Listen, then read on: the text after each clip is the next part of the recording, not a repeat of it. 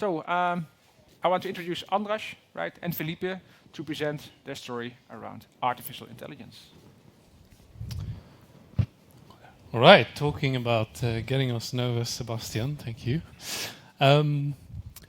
Lots of reasons for me to be nervous. For those of you who studied the agenda a couple of days ago, you would expect a certain gentleman called Orange Steinberg here to present instead of us. Well, unfortunately, he's Israeli and he's in Israel, so he couldn't come.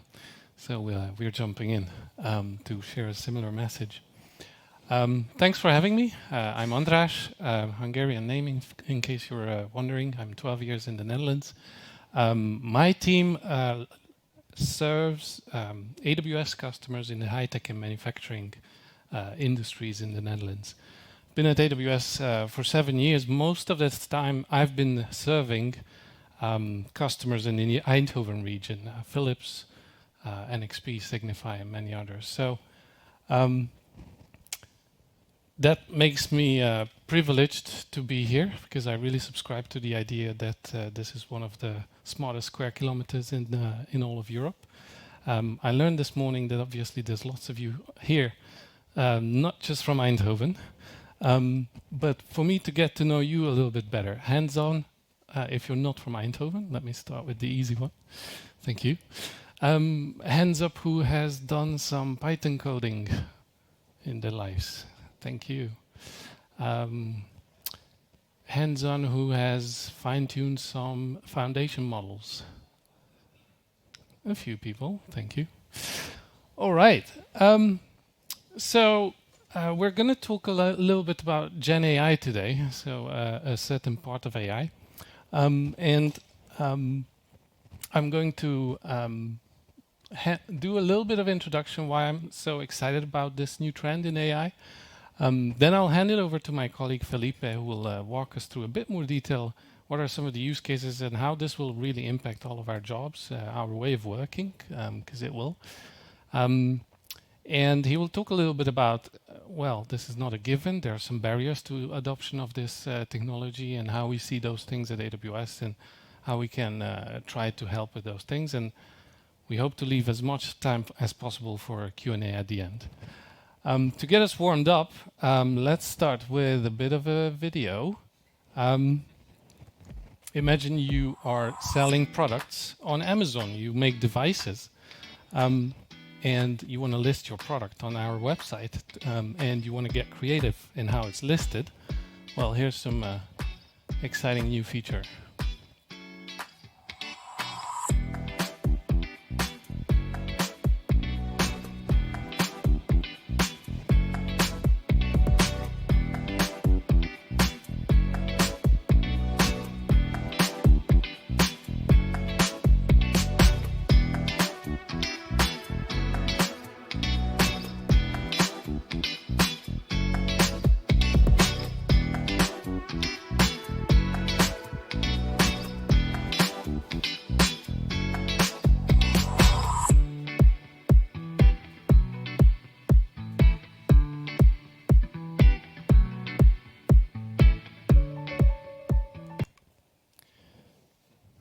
It's just one of like 50 or 100 videos I could show you how Gen AI is changing just Amazon. And it's just throughout the whole business, lots of ways in which it changes the customer experience, but also us workers, people at AWS or at Amazon itself. It's taking the industry by storm. A lot has happened. Can you imagine? It's still less than 12 months that ChatGPT launched, right? That's when the whole idea of Gen AI became really popular. It feels a bit like magic. You can just type into a chat box that, hey, I want pumpkins on my picture. And then in a second, you actually get it, right? Obviously, most of you know it's not magic. At the base of it, there's foundation models. And what makes them really special is that they have so many parameters, right? Now we're measuring them in trillions lately. And they're trained on internet scale data that really makes them look like really general purpose, right? We used to have simple machine learning with simple inputs, simple outputs. With deep learning, we were able to give complex inputs to models, but the outputs were still pretty specific, narrow AI, we called it. And this seems to be a huge step in general purpose AI. Now, we're, in my opinion, still far from AGI, artificial general intelligence, but generative AI is a big step in that direction, right? How do foundation models change our way of doing data science, right? So I still remember making project plans and budget plans and business cases the way the left picture shows, right? We were planning to do months of data gathering. We really needed huge data sets of labeled data to make any sort of deep learning perform at any meaningful level, right? And you would have to do this for every single model over and over for every single use case. And it typically took months in an enterprise, year plus. You needed a big team of data scientists, so you were easily in the millions with your investment. Now, you take a foundation model, you bring your data to the foundation model to fine-tune it, perhaps, and you have to just write amazingly little code, very few lines, and what it can do is multiple use cases at once. So if you take a step back, this really radically changes the picture of what's possible. So this is what makes me excited about the next decade. AI projects used to make sense in industries or use cases on the left side. This is a picture from Andrew Ng, who's listing all the use cases of AI on a scale. On the left side, you have these big return on investment type of use cases, typically in the ads business and web search and so on. As you move to the right, through the software industry and more in the industries that operate in the real world, in the physical world, right? That touch hardware, that touch semiconductors, electronics, agriculture, all those use cases, you know, checking the quality of your pizza, agriculture, output enhancements, material grading, all kinds of use cases in what I call the real world, the industries I care about. And those are, let's call them $5 million return projects. And you know, if you made the business case, there are many of those that were made in the last years and shelved because the investment was also in the millions, right? Because you needed months and months and lots of data and so on. Now, if that's no longer needed and we can do these things in weeks with very little code and with very little data, labeled data is of course always better, but you really need radically less labeled data to work with foundation models. That really unlocks this long tail of use cases. These are the industries I operate in. I showed you an ads use case at the beginning, but majority of Amazon's business is in the physical world with fulfillment centers, with large logistics channels and robotics. So that's why I'm excited about Amazon business. These are the businesses the Netherlands and Eindhoven is famous for, right? We're not exactly known for our innovation in the ad space. Yay, you know. So that's why I'm excited for also, not just for Amazon, for the Netherlands, for Eindhoven, because it's going to be the decade of those long tail use cases that touch the real world. And, you know, I think they're better for humans because they are not about your attention on a phone, but it's really touching the environment and so on. So, enough about me being excited, but obviously this is a fast moving space. There's not one big foundation model that's going to cover all of those long tail of use cases. So customers, companies, whoever wants to build these things will need a range of foundation models, big and small. If you can start with small, great, go for it. So at AWS, we figured, okay, the future is about choice of foundation models because the use cases are so diverse.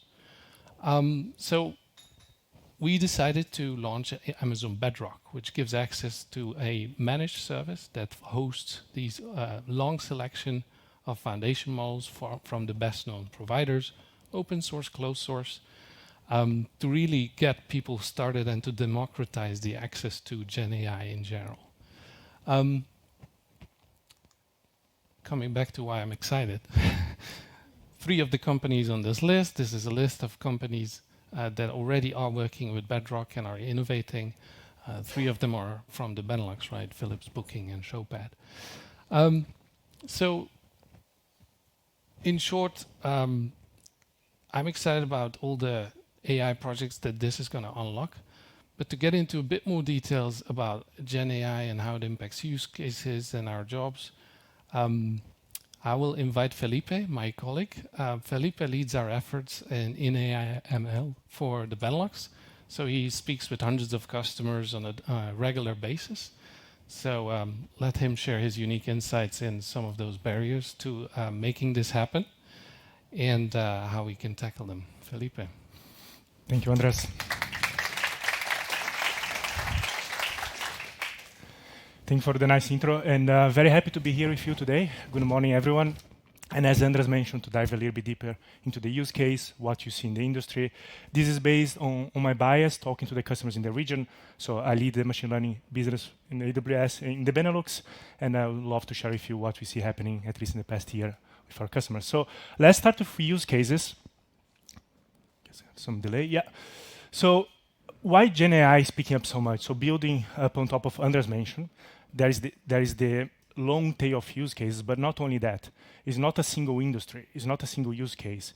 Generative AI has real use case, real ROI, cross industries and cross use case.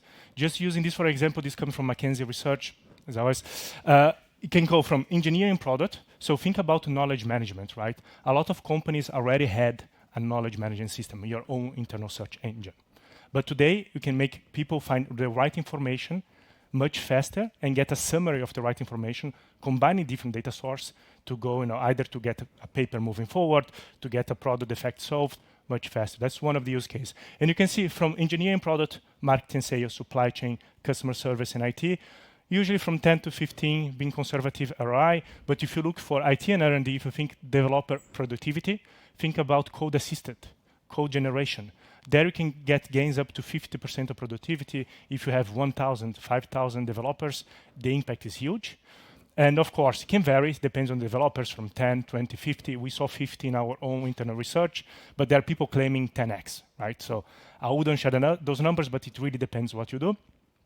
And then I mentioned engineering product. If you think about marketing, of course, target marketing and chatbot, a use case people are aware of. And if you look to supply chain, is also interesting because you can have tender optimization, also risk analysis, supply your providers, selection of supply selection is quite relevant as well.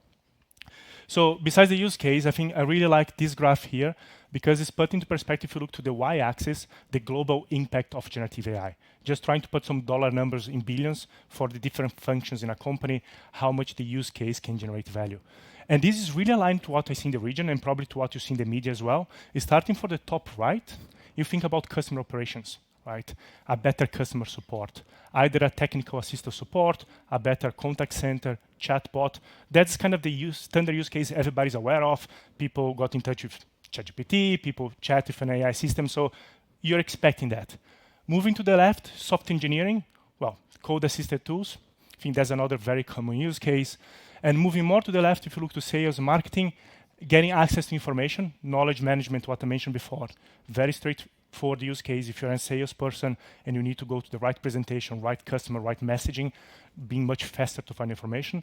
But not only that, think about target marketing, hyper-personalized messaging for every customer, a different tone, a different messaging, a different image when you reach out. Okay? But those are the standard use cases that people are mostly aware of. I like to go a little bit down here. Think about product and R&D, product-assisted design, getting the first mock-ups, the first ideas, the first design out in a much fast-paced way. I think that's very, very interesting. There's a lot of interesting use cases come out. And also, if you look, supply chain is not very much in the news, but if you think about it, think about a better demand planning, not on the forecasting part, but just playing different scenarios and be able to extrapolate them. Or automation, right? András mentioned some use cases. You're getting all the warehouse automation part or different recipes, process automation. That's quite relevant, and that can get a lot of value. So that's what we're seeing also in the industry in the region. And then, of course, the question, right? How is it going to impact jobs? And also relating to what Sebastian mentioned before, how is that going to change your life? There are different views, right? And this is not AWS view. I'm just sharing what we see in the news, what we hear from customers. But I think this is the most common, at least today. Things in Gen AI change very, very fast. But if you really ask people, ask experts, what people kind of common sense is that AI is not going to take your job, but the people who know how to use AI well, they will, right? So it's more getting the knowledge, learning how to use those tools. Jobs are still going to be there. Jobs are going to evolve, but people need to start learning. So that's one view. I just want to share a little bit more with you. That's from Fortune. If you look to MIT Tech Review, quite similar. AI might not steal your job, but could change it. And I really like it, the change part of it, right? The jobs are going to evolve. You're going to be using different tools. So you also have the learning part on top of it. If you want a little bit of contrarian view, just putting the economist here as well. So a little bit more conservative. Your job is probably safe for now, right? I mean, in the short term, things might remain the same, but you need to have a competitive advantage and start looking at that. I think that's very relevant. Also sharing some personal anecdotes. Today, I lead the machine learning business in the region. A few years ago, I actually was leading a warehouse for Amazon.com in France. And if I just think of the amount of use case you can have, think about root cause analysis, right? End of the day, something went wrong. Something, inbound, you have a problem in your supply chain. At least in Amazon.com, the amount of data we have is enormous. And as a manager, if you want to really find out, you need help, you need to look to different data sources. You might lose hours to really nail down what happened. If you use generative AI, not to get the insight out of the box to you right away, but to assist you, to point you out to something relevant for you to look first, to speed up the process. That's a very good starting point, and I would love to have those tools available 5 years ago.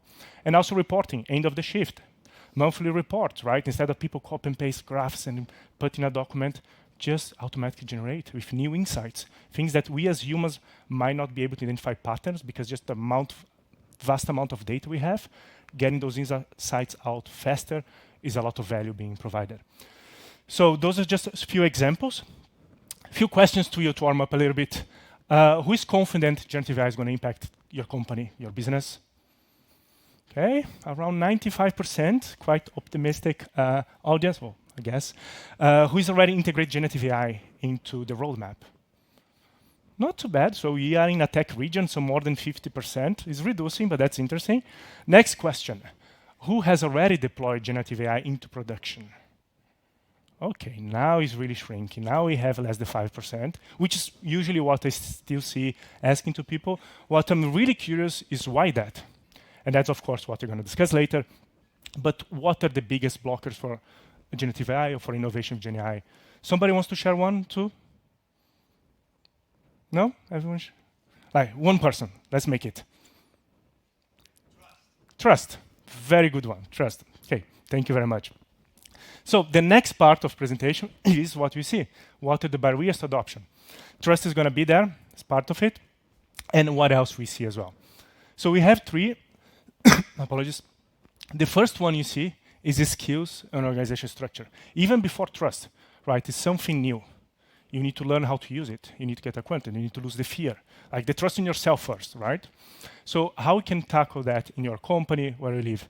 So first, just to show the gap, these are HBR, so Harvard Business Review research from August, quite recent, with managers and employees in companies. Most of the people, most of the employees believe tech savviness and digital adaptability will become more critical. So the majority of people believe, you need to be tech savvy, at least to adopt those technologies.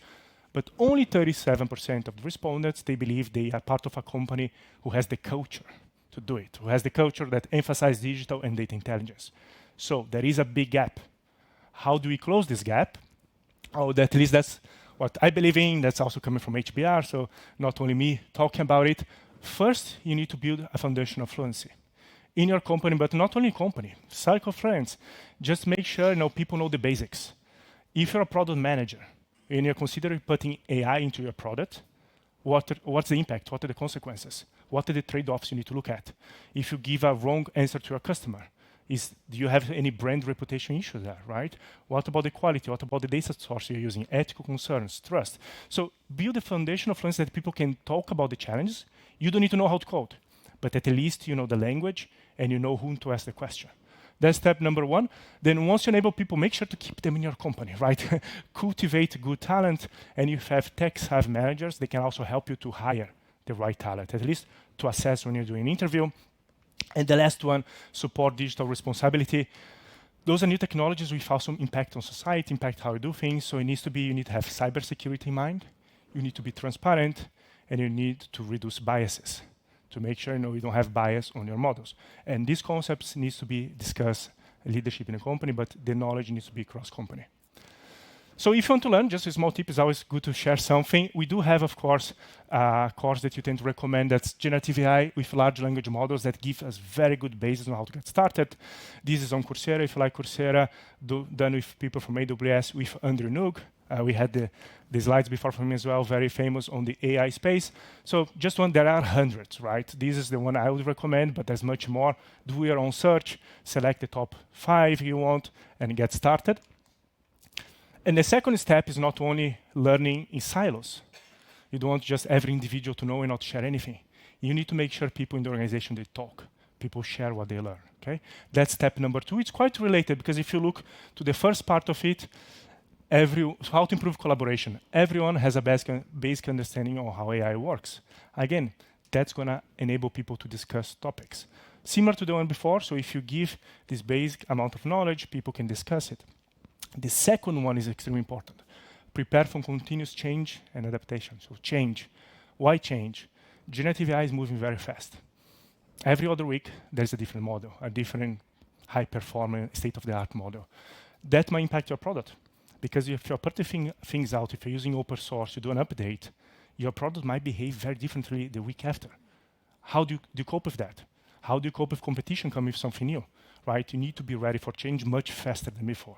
We keep on saying that in the past 10 years, but still we have things that keep on driving to be there. So just be aware, and be aware that your product roadmap, if you have a 1-year roadmap that you don't change, that might be an issue. Be ready to change monthly, right? Depending on the industry, of course. And last but not the least, build AI into the operation model. What do you mean by that? Break silos. Break silos of data. Make sure different divisions, they can access each other's data, because you're going to need that data to really have quality into production. It's machine learning, right? Bad data, bad outputs. You need to have the data across organization, and not only data, knowledge as well. You want different divisions talking to each other. Why that? I really like the next slide, because we introduced before Bedrock, right? That's the Amazon solution for generative AI. There are different ones, different companies, but usually people think the starting point is a large language model, a foundation model. This model that can perform multiple tasks. The way I see the thing that's really going to disrupt in the future, but this is my personal opinion, take it for a grain of salt, are agents. Agents will be models that can orchestrate different models, but also perform different tasks. If you think about single model like GPT-4, ChatGPT, you ask a question to a model, you input text, you get text out, okay? An agent is text to action. You can ask the model to do something for you, and the model, for example, is write a mail to my customer about what's happening, why my package is delayed, something like that. Those agents, so different models, are going to communicate. They're going to go to your CRM system. They're going to go find information. They're going to get the root cause analysis. They're going to write a mail, find the contact to your customer in your platform, and send a mail to you. Okay, performing actions, and that's, from my perspective, is even more disruptive. And that's coming from different providers.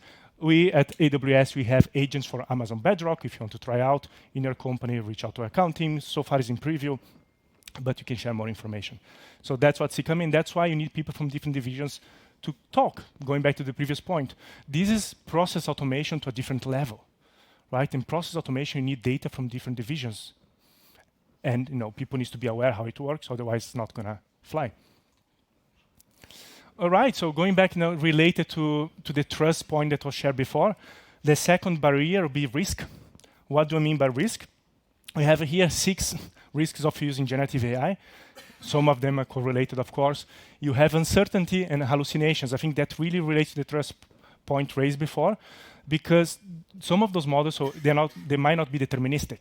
You might ask the same intent, but it's slightly different question, going to have different results.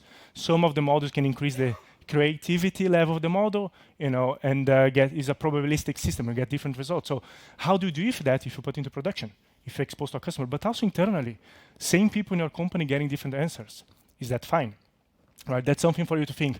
Second one, copyrights. You have a vast amount of models you can choose from. Some of them might be trained on different data. Do you have the rights to use the output of those models? Depends if the data was trained, there's some IP constraints, for example. So something else to keep in mind.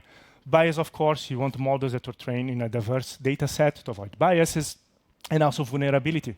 Through prompt injection, you can maybe steal data from companies, right? You prepare for that. And also, of course, you have ethical risks, as we also discussed before in the previous sessions. So those are the risks, and it might make people afraid, but there are a way to overcome most of them. Actually, all of them, but at different levels. A very simple one, if you're using those models, you can put guardrails around them. For example, these are all models, so it's Titan is the name of our large language model, it's part of Bedrock. Very silly example, who are better drivers, men and women? Right, there's many silly examples you can try. And in this place, the model is saying, look, I'm not gonna answer because gender is not an indication of driving skills. Right, at least from my perspective, is correct. And there's many other examples that you can do in this way. Right, so if you want to expose those kind of things, you need to make sure, okay, can I check? Is the information factual? Can you refer to the right place where it comes from? That's one example. Another example, code generation. We at AWS, we also have a solution that's called Code Whisper that you can integrate to your IDE and get code generate automatically for you. But you need to think about the whole production part. If you're an enterprise, okay, can you use that code? And since we put this out more than 1 year ago, we build this with an enterprise mindset. It's not only about code generation. What we also do, we scan for code vulnerabilities to avoid, you threats on your product. And what we also do, we flag for code that resembles open source for to check if you might have any kind of IP issues on your product. So this is really important. This is critical. And those are the things to be checked. So when you select a model, you select a product, make sure it's also ready for you, for your enterprise to go to production. And just, this is a very silly, simple example, but I see many companies going through this now, so I think it's good to share as well where to start, right? There are risks, there are different use cases, I share different industries in your company. In your house, if you want to do some home automation, where do you start? Well, this, any high school student can do for prioritization, very basic. Make sure you get all the use cases you list, talk to different divisions, get product managers, get division owners. Just make a simple 2x2 as always, graph effort and impact. Right, as you do for any use case, GenAI is not different. But make sure to list it because a lot of people get stuck into the tech hype. They just want to do something. They want to do a chatbot. Make sure you link to your business returns. Once you do that, make sure to also put size or color coding, whatever you want for risk, for the risks I mentioned before, for you to know if it's a customer-facing application and there's a risk of you giving a bad answer for your brand reputation, make sure it's visible there. And if you do that, if it's your first use case, get a smaller one, to get experience. If you already have experience, of course, get the biggest ones that are going to generate more impact to your business. And to close, the last barrier I want to share with you, cost and environmental impact, right? Those models are big. They take energy to train, right? You want to live in a more sustainable world, and also if they are big, they're going to cost more to run. Just a quick one here. If you look to Alphabet's chairman claim here, if they would implement large language models instead of the standard keyword search, that would cost probably 10 times more. So imagine all the searches around the world costing 10 times more. That's not really what we want, I believe. What I really like in the end, if through fine-tuning, it will help to reduce expense quickly. Why fine-tuning? What does fine-tuning mean? You can have a very big model who can do a lot of things very well, or you can also be more environmentally sustainable and with a cost mindset, get a smaller model, much faster, much more effective, and give you some of your data focus for the use case you want to put out, fine-tune it, and make it perform at same level with much less energy consumption. So that's one way. And by the way, we have a lot of models you can pick from. So first we introduce to you Bedrock, a handful of models we select in a managed way. If you want to explore a lot of state-of-the-art models, we do have SageMaker Jumpstart, one of the services, and there you have the long tail of models for you to explore for a specific use case.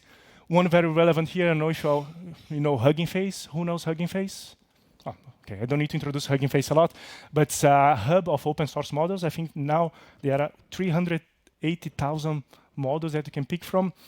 And what's interesting, you can have a model card, you can see what the model do. They are some of them are already fine-tuned for specific industries, and you have a very close collaboration with Hugging Face that with few clicks of the mouse, you have the model ready on your environment, on SageMaker here, and also optimized to hardware. That's the second point I want to touch with you, is not only about the model size, but where you run this model. And in this case, we innovate in our customer behalf, and you have created custom silicon that's much more effective doing training and inferential. And you are very creative, so we call AWS Trainio for training, and AWS Inferential for inference. That's the second version. And if you map for those models into this hardware, you can get reduced cost and also be more sustainable because they're more efficient. Just an example, Amazon search. So I think, can imagine a lot of search happening in the Amazon website. They go here 16,000 transactions per second, and you want to reduce latency. And by migrating to inferential, we reduce the latency to 3 milliseconds, and the cost of the infrastructure reduced by 85%. So it's really worth it. When you have something at scale to map to the right hardware, you're going to have a better environmental impact and reduce cost. And if you're more technical, if you're following the latest advancements, large language models, here you have Llama 2 from Meta.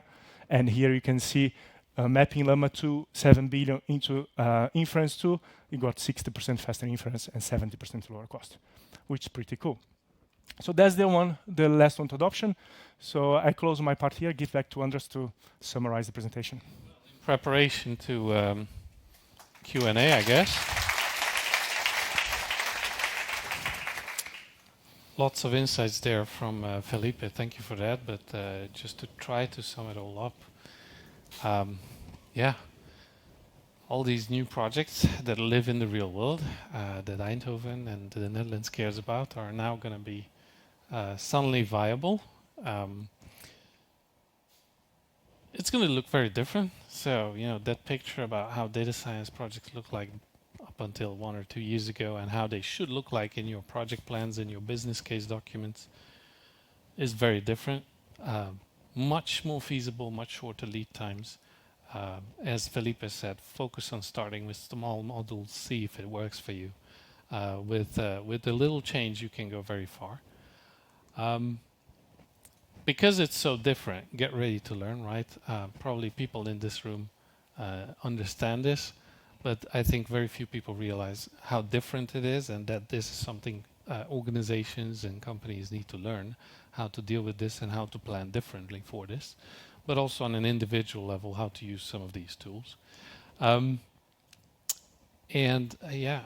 other message is there's no function, there's no role in a company which will not really be impacted by this. So all professionals, R&D, sales, customer support, research, they can all benefit from these so-called co-pilots to their work.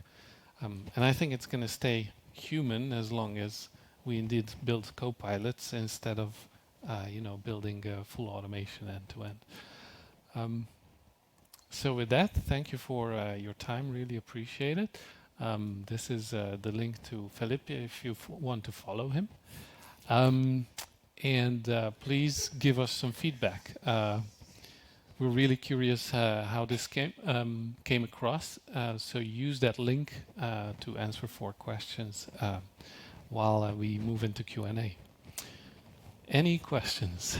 If there are questions, I'm going to throw you the box or bring it to you as the first one, so you can ask some questions. Thank you for the presentation. My name is Nur America. What remained with me is this graph you showed from McKinsey. It shows, let's say, the adoption of generative AI.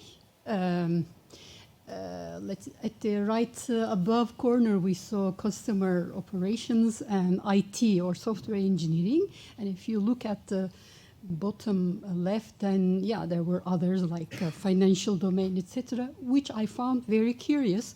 I mean, you explained very well the barriers of adoption, but I'm thinking, are there other dimensions? Like when you look at the upper right, it looks like an incremental step. The adoption is easier when you look at, law or financial domain. It is not that incremental. So what are your thoughts on that? I think there lies more behind it than the barriers which you mentioned. Get started if you want. I think the first one is more the maturity. That graph is changing, and it's changing weekly, right? If you think about code assisted, it's a very easy thing to get started. Basically, in 2 minutes, you connect to your IDEs or your interface, and you go and run. So if you want to implement that to thousands of engineers, you can do today. Tools are available and it's ready. So it's also easier to calculate the impact, right? If you think about other use cases, you might require the last barrier didn't touch is more bring to production. We call foundational model operations, right? To have the operations in your company, we're going to enable to put human in the loop, retrain those systems. And as long as those use cases are not packaged, yet ready to be used as a managed service like code and a chatbot, it's going to take more time. and it's going to cost more in the beginning to get ready. So it's more about impact. I think it's evolving, and then the cost for some of the industries still going to require more cost to enable this use case. Not all the use cases explore, so we couldn't quantify. It didn't go up. So I think it's a maturity with readiness of tools today that makes chatbot code assistant much higher, because it's just there, a few clicks you get. The rest is still evolving, but I do personally expect that graph 6 months from now to look different. Some going up, some going down, depending on the use case. Thank you. Who has another question? Oh. First, then you switch. Thank you. Hi, so I'm Joelle. I'm a student in AI, researching the capabilities and also the limitations of these large language models. And I was wondering, because I see that the question of accountability is now a really hot topic on discussion. So, of course, when we implement these generative AI techniques for example, customer support as chatbots, then, of course, there also will be mistakes made by these models. And I was wondering, what are your personal views on the accountability issues? So are users who use these models also accountable for seeing when possibly mistakes are being made? Is it the people that make these models, or the people that, for example, that also implement these models at this company, for example? What are your views on this accountability issue? I take this one.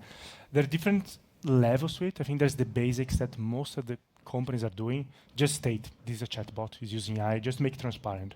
And I think this one is quite easy, most of the people are already doing. The second one is how you bring the message to the customer, right? One thing that I see companies put into production is not only answering, is okay, this is the answer, and if you want to double check, I'm getting the answer from this. So it's kind of a RAG approach for people who are more technical. We just put, okay, coming from those documents, and that's really good. So those are the first steps. Then, you have the question about responsibility, and I think it's a share model, right? The company needs to make sure they put all the tools in place to show it comes from. If you cannot answer, to be transparent, cannot answer, going to put you in contact with a person now, but having those flows in place. And the other one also, we have the models to make sure you use the right one, and then the expectation from the customer. So, and then I see that change. I see startups moving much faster, just going, put something out, getting customer feedback, because the customers knows a startup and is more flexible. And I see more enterprise, hundreds of years, they're a little bit more cautious. And we're just going to customer face once you check out the boxes. So the speed is going to depends on the company, and the responsibility is a kind of share model where you have the model provider, the company exposing that, maybe the chatbot provider as well, but everybody needs to have all these ethical questions and responsible AI in mind. Thanks.